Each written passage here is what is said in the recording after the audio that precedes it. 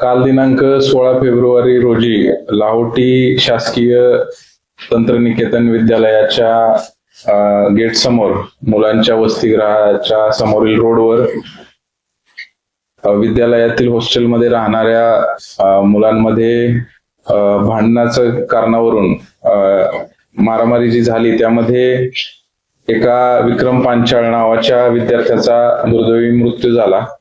यामध्ये जखमी असलेल्या आदित्य भरत सगरे याच्या फिर्यादीवरून आपण 4 आरोपितांच्या विरोधात खुनाचा प्रयत्न करणे यासारखा गुन्हा दाखल करण्यात आलेला आहे. यामध्ये 4 आरोपी निष्पन्न झाल्यावरून त्यांना काल तात्काळ 2 तासाच्या शिवाजीनगरच्या DB पथकाने अटक केलेली आहे.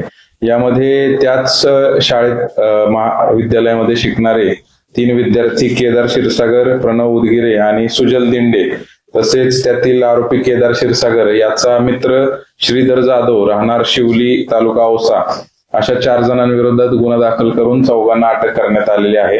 त्यांना आज रोजी माननीय न्यायालयासमोर हजर केले असता त्यांना दिनांक 21 फेब्रुवारी पर्यंत 5 दिवसाची पोलीस कोठडी सुनावण्यात आलेली आहे.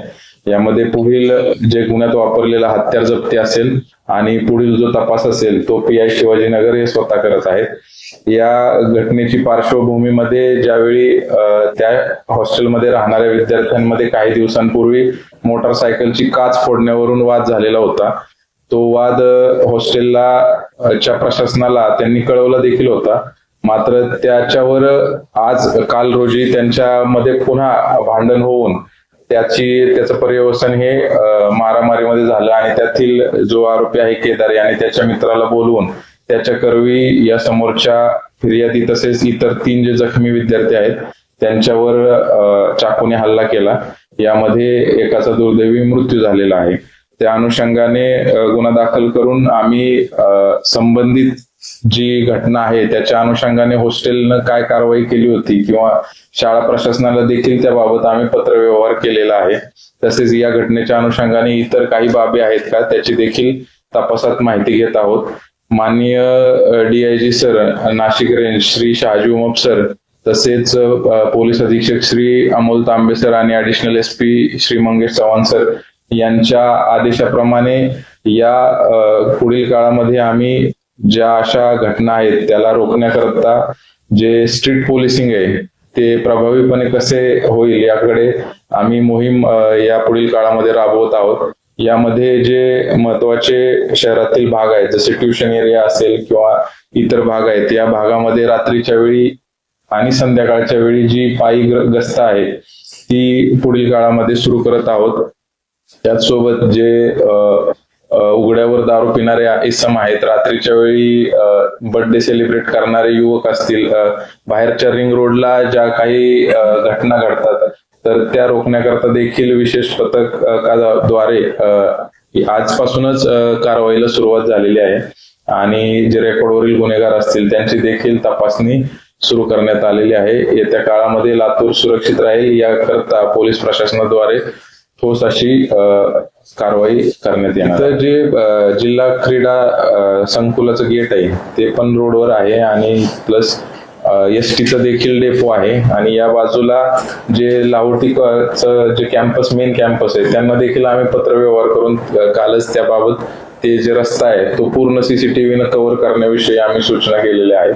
ते लवकरात लवकर त्यांच्याकडून आणि इतर दुकानदारांचे आहेत मात्र ते रस्ता कव्हर करणार नाहीत. पुढे जे नंदी स्टॉपच्या अलीकडं जी बँक वगैरे आहेत त्या बँकांचे CCTV कॅमेरा रस्ता कव्हर करणार आहेत, परंतु हा जो परिसर आहे या शासकीय विद्यालयाकडून त्या ठिकाणी रस्त्यावर CCTV कॅमेरा बसवून घेण्याविषयी आम्ही पत्रव्यवहार करून पाठपुरावा करून लवकरात लवकर त्या ठिकाणी बसवून घेऊ. अशा बाबी माझ्या तरी निदर्शनास आलेल्या आहेत. ज्या काही किरकोळ देखील घटना आहेत त्या देखील आम्ही तात्काळ त्याला अटेंड केलेला आहे आणि मुळात विशेष बाब म्हणजे ज्या काही 2021 पासूनचे रेकॉर्डवरील गुन्हेगार होते, किरकोळ NC मधील देखील जे गुन्हेगार होते अशांवर देखील प्रिव्हेंटिव्ह ऍक्शन या आमच्याकडून घेण्यात आलेल्या आहेत. तसेच ज्यांच्यावर 2 किंवा त्यापेक्षा अधिक गुन्हे दाखल झालेले होते अशांच्या देखील प्रतिबंधात्मक कारवाई माननीय ऍडिशनल एसपी यांच्याकडे करून घेण्यात आलेल्या आहेत. त्या व्यतिरिक्त जेल रिलीज जे आता आपल्या जेलमधून जे आरोपी होतात तर त्या अनुषंगाने एक सेंट्रल सिस्टम ठेवून त्याद्वारे जो कोणी आरोपी जेलमधून बाहेर येतो त्याला तात्काळ तिथूनच घेऊन तो ज्या कोणत्या पोलीस स्टेशनचा असेल जिल्ह्यातील त्याला त्या पोलीस स्टेशनची त्याची प्रस्तावित प्रतिबंधक कारवाई करून त्याला तात्काळ माननीय अपर पोलीस अधीक्षकांसमोर हजर करून त्याच्यावर प्रिव्हेंटिव्ह ऍक्शन केलेले जाते. मागील काळात देखील जे गुन्हे घडले त्याच्यामधील जे आरोपी होते त्यांच्यावर देखील काही महिन्यांपूर्वीच म्हणजे दिवाळीच्या वेळी देखील आम्ही प्रिव्हेंटिव्ह ऍक्शन्स घेतलेले आहेत. प्रतिबंधक कारवाई करून त्यांच्याकडून बॉन्ड लिहून घेतलेले आहेत. रेकॉर्डवरील आरोपींवर पूर्णपणे आमचा वचक आहे.